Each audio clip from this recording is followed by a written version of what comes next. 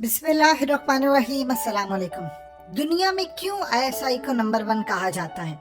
हमेशा बात याद रखिएगा कि जो एजेंसी या जो इंटेलिजेंस इदारे कम वसाइल, कम टेक्नोलॉजी और कम चीज़ों के साथ दुनिया में बेहतरीन रिजल्ट्स प्रोड्यूस करें वो बेहतर होते हैं, और जो सबसे कम वसाइल के साथ दुनिया के बेशतर दुश्मनों का मुकाबला करे और अपने मुल्क को बचा कर रखे, वो इंटेलिजेंस एजेंसी दुनिया की टॉप लेवल की एजेंसी कहलाती है। इस वक्त पूरी दुनिया में तहलका मचा देने वाला आर्टिकल न्यूयॉर्क टाइम्स में शाया हुआ, और न्यूयॉर्क टाइम्स के जो आर्टिकल हैं वो पूरी दुनिया में पढ़े जाते हैं। लोग जा जाकर उसको खरीदते हैं, पढ़ते हैं, सड़कों पर पढ़ते हैं और दुनिया भर के अंदर। अब यहाँ पर आपकी स्क्रीन पर जो आर्टिकल चल रहा है एग्जैक्टली दुनिया के इंटेलिजेंस इदारों की तरफ से मोहर लगा दी गई है कि पाकिस्तान की एजेंसी दुनिया की टॉप लेवल की एजेंसी है।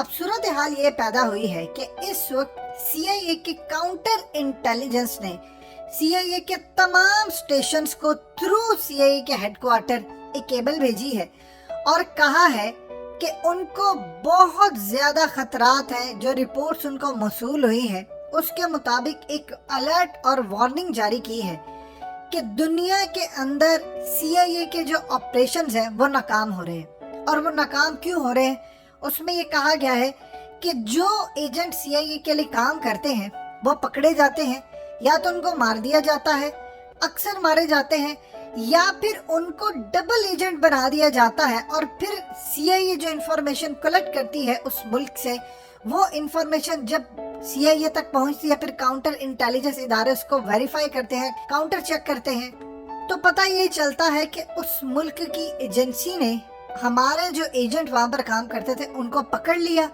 उनको डबल एजेंट बना दिया और उनके थ्रू डिसइंफॉर्मेशन भेजी, जिसकी वजह से CIA पूरी तरह नाकाम हो रही है। और न्यूयॉर्क टाइम्स के अंदर, फिर उसके बाद वॉशिंगटन पोस्ट में ये इस आर्टिकल में कहा गया है कि पाकिस्तान की इंटेलिजेंस एजेंसी सबसे ज्यादा महारत रखती है। वो CIA के एजेंट्स को पकड़ती है, उनको डबल एजेंट बनाती है, डबल एजेंट बनाकर CIA के खिलाफ काम करवाती है। इसीलिए CIA के ऑपरेशंस इस वक्त पूरे खत्ते के अंदर नाकाम हो रहे हैं। और पाकिस्तान के इंटेलिजेंस इदारों की ये बहुत बड़ी कामयाबी है। इवन के वॉशिंगटन पोस्ट ने तो यहाँ तक कह दिया कि ये इतनी बड़ी कामयाबी है पाकिस्तान के इंटेलिजेंस इदारों की कि खित्ते के अंदर अमेरिका को जो बर्बादी और तबाही, यानी जो जंग शिकस्त हुई है उसको, उसमें से किरदार अदा किया। देखिए, जो हमारे DG ISI है ये पहले DG काउंटर इंटेलिजेंस हुआ करते थे।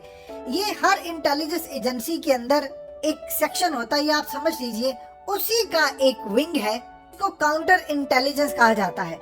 अब हमारा जो DG ISI है जनरल फैज हमीद, ये जनवरी 2017 से लेकर अप्रैल 2019 तक director general counter intelligence headquarter ISI में थे और इन्होंने जबरदस्त तरीके से काम किया। होता क्या है कि आपको कोई भी, मिसाल तौर पर आपके एजेंट्स होते हैं, आपको कोई इंफॉर्मेशन मिलती है तो उसके बाद आप उसको काउंटर चेक करते हैं, आप उसको वेरीफाई करते हैं कि आया ठीक है कि नहीं। इसी तरह CIA हेडक्वार्टर के अंदर अमेरिका के काउंटर इंटेलिजेंस इदारों ने कहा है कि मिसाल के तौर पर अगर पाकिस्तान के अंदर आपने कोई एजेंट अपने रखे हैं तो होता क्या है कि दूसरे इंटेलिजेंस इदारे, यानी पाकिस्तानी इंटेलिजेंस इदारे या ईरान, चाइना, कोई भी है, उन्होंने कहा कि वो इनको पकड़ लेते हैं। अब देखिए, आप अगर किसी को मार देते हैं तो होता यूँ है कि आप अगले बंदे को अलर्ट जारी कर देते हैं।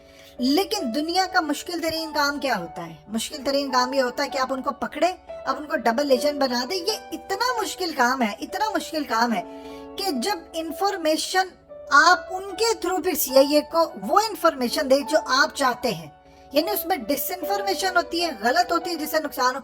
अब एक छोटी सी मिसाल लेते हैं। अगर CIA ने कोई एजेंट ऐसे बनाए हैं पाकिस्तान के अंदर और वो पकड़े गए हैं, उनका काम यह है कि इनसाइड इंफॉर्मेशन देना कि इमरान खान की हुकूमत कब गिर सकती है, उसके खिलाफ क्या मामला हो रहे हैं, उनके रियासती इदारों से ताल्लुकात क्या है। तो आपने अगर वो एजेंट पकड़ ली है तो आप डिसइंफॉर्मेशन यहाँ से दे दें, मिसाल के तौर पर कि जी इमरान खान की हुकूमत तो ज्यादा से ज्यादा 4 महीनों में गिर सकती है और हालात बिल्कुल इसी तरह हो जाए। अब अमेरिका ने वहां पर तैयारी कर ली, अच्छा 4 महीने के अंदर हम पाकिस्तान में खाना जगह में एक माहौल क्रिएट करेंगे। पता ये चलता है कि 4 महीने के बाद कुछ भी नहीं हुआ।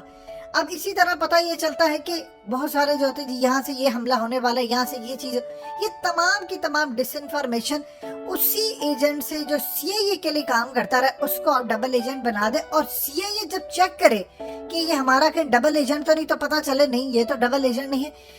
یہ وہ کہتے ہیں کہ مہارت جو پاکستان کے انٹیلیجنس اداروں کے اندر ہے وہ دنیا کی کسی ایجنسی میں نہیں ہے۔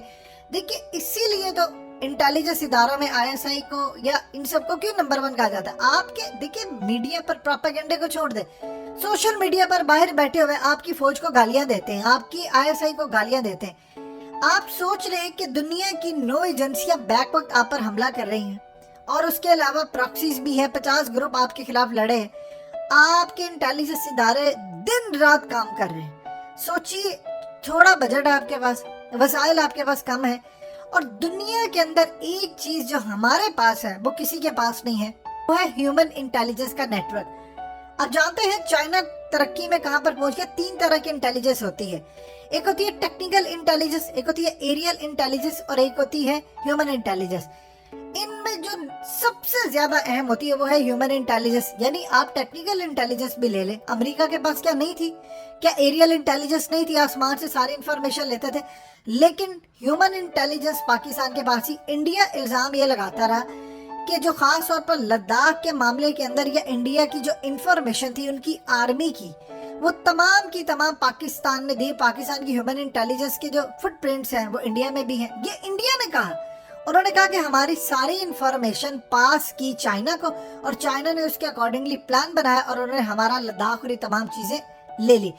اب اس آرٹیکل میں کہا گیا ہے کہ مشن اوور سیکیورٹی بہت زیادہ اہم چیز ہے، یعنی ہم لوگ پرواہ نہیں کرتے، ہم لوگ یہ سوچتے ہیں کہ ہم ہی سب سے زیادہ ذہین ہے، ہماری انٹیلیجنس ایجنسی ذہین ہے، یہ سب میں تکبر ہے۔ وہ کہہ رہے ہیں کہ نہیں، آپ سے زیادہ آپ کے مخالف انٹیلیجنس ادارے ذہین ہیں، وہ آپ سے زیادہ کام کرتے ہیں، لہٰذا آپ کو وارننگ دی جاتی ہے کہ آپ ان کی سیکیورٹی کا خیال رکھیں، آپ تمام چیزوں کو دیکھیں، اور انفارمیشن آپ کو جو مل رہی ہے کہیں وہ دوسرے انٹیلیجنس ادارے تو نہیں دے رہے اپنی انفارمیشن، یعنی ڈبل ایجنٹ اس کو بنا لیا ہے۔